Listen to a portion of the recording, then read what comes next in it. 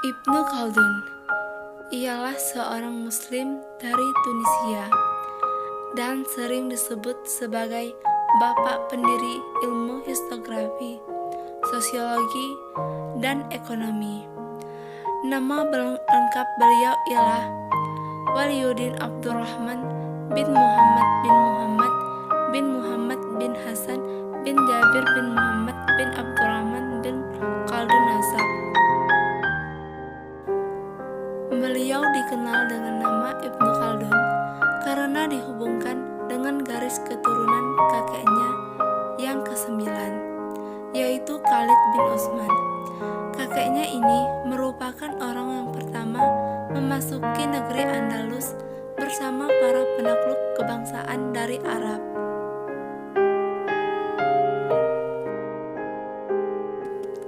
Beliau dilahirkan di Tunisia, Afrika Utara pada 1 Ramadan 732 Hijriah atau 27 Mei 1332 Masehi dan wafat di Kairo pada 25 Ramadan 808 Hijriah atau 19 Maret 1406 Masehi. Beliau wafat di usia 76 tahun. Ayah Ibnu Khaldun bernama Abu Abdullah Muhammad yang wafat pada tahun 749 Hijriah atau 1348 Masehi akibat wabah pes yang melanda di Afrika Utara. Pada abad ke-13 Masehi, kerajaan Muwahhidun di Andalus hancur. Sebagian besar kota-kota dan pelabuhannya jatuh ke tangan Raja Castilla, termasuk kota Sevilla 1248 Masehi. Bani Khaldun terpaksa hijrah ke Afrika Utara mengikuti jejak Bani Hafs dan mereka menetap di kota Ceuta. Beliau dikenal sebagai keluarga yang berpengetahuan luas, berpangkat, dan banyak menduduki jabatan penting kenegaraan, serta memainkan peranan yang cukup menonjol baik dalam ilmu pengetahuan ataupun politik. Namun demikian dengan ayah Ibnu Khaldun, ternyata memiliki keunikan tersendiri dari keluarga tersebut.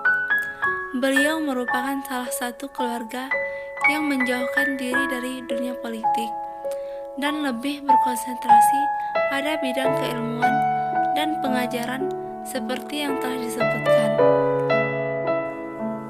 Masa pendidikan Ibnu Khaldun di Tunisia dalam jangka waktu 18 tahun, yaitu antara 1332 hingga 1350 Masehi. Ibnu Khaldun mengawali pendidikannya dengan membaca dan menghafal Al-Quran, seperti kebiasaan yang budaya pada masanya. Pendidikan Ibnu Khaldun dimulai sejak usia dini, dengan pengajaran yang ketat dari guru pertama, yaitu orang tuanya sendiri. Kemudian barulah beliau menimba berbagai ilmu dari guru-guru yang terkenal di bidangnya pada masa itu. Misalnya, mempelajari bahasa Arab dengan sastranya, Al-Quran dengan tafsirnya, hadis dengan ilmunya, ilmu tauhid, fikih, filsafat, dan ilmu menghitung. Ibnu Khaldun juga banyak mempelajari karya-karya ulama terkemuka bersama gurunya. Dan setelah hijrah ke Maroko, beliau kembali memulai studinya kepada ulama yang ada di Maroko. Di Maroko, Ibnu Khaldun terlibat aktif dalam kegiatan ilmiah. Banyak buku dan karya-karya ilmiah yang dihasilkannya. Adapun karya yang dianggap Ibnu Khaldun yaitu Al-Ibar, Muqaddimah, dan Al-Ta'rif.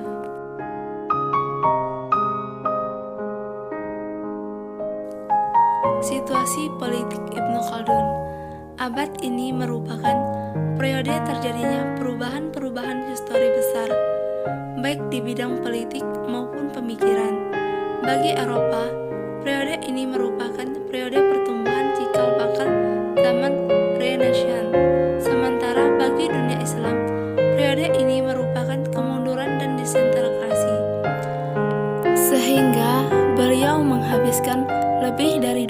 ketika umurnya di kawasan Afrika Barat.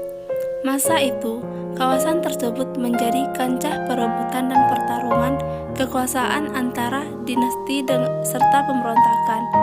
Kawasan tersebut sering berpindah tangan dari dinasti ke dinasti yang lainnya.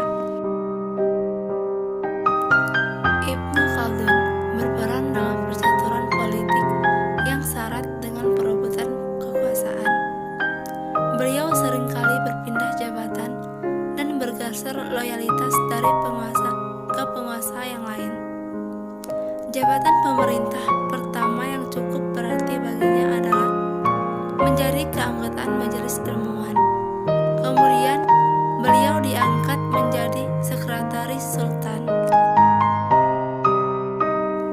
Pemikiran pendidikan Islam Ibnu Khaldun. Pendidikan bukanlah suatu aktivitas semata-mata bersifat pemikiran dan perenungan yang jauh dari aspek-aspek pragmatis di dalam kehidupan.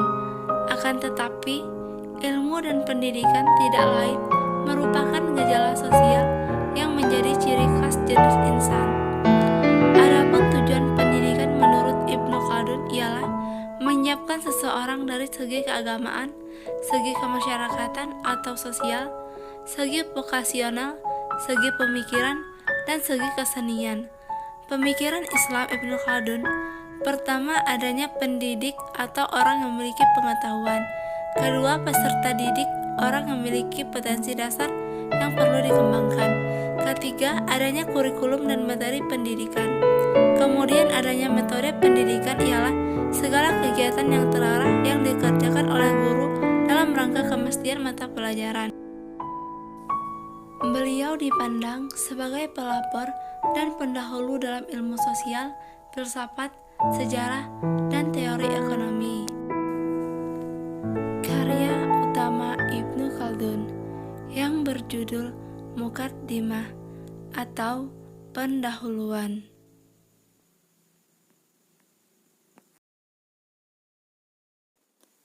Telah mempengaruhi cendekiawan termasuk sejarawan Khalifah Utsmani abad ke-17. Ia menggunakan teori-teorinya untuk menelaah pertumbuhan dan kemunduran Khalifah Utsmaniyah.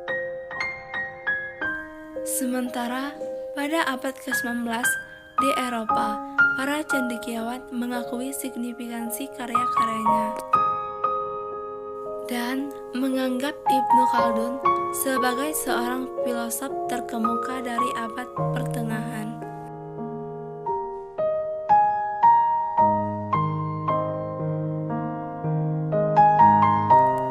Dalam kitab Muqaddimah, Ibnu Khaldun mencetuskan bidang ilmu pengetahuan baru, yakni ilmu al-umran, organisasi sosial, di mana ia mendedah faktor-faktor keagamaan, politik, ekonomi, militer, kebudayaan sebagai bagian dari kehidupannya, hingga menunjukkan dibutuhkannya suatu manajemen dinamika sosial yang efektif. Konsep pendidikan Ibnu Khaldun. Ibnu Khaldun mengedepankan watak kebudayaan bagi ilmu dan pengajaran, mengingat akal dan pikiran adalah sarana manusia memperoleh kehidupan kooperasi antara sesama masyarakat yang kohesif. Dari orientasi akal pikir semacam itu keilmuan dan inovasi inovatif. Adapun idenya yang memasukkan pengajaran keterampilan praktis, yakni mengedepankan corak aplikasi praktis dalam proses pembelajaran. Adanya penguasaan ilmu epistemologi.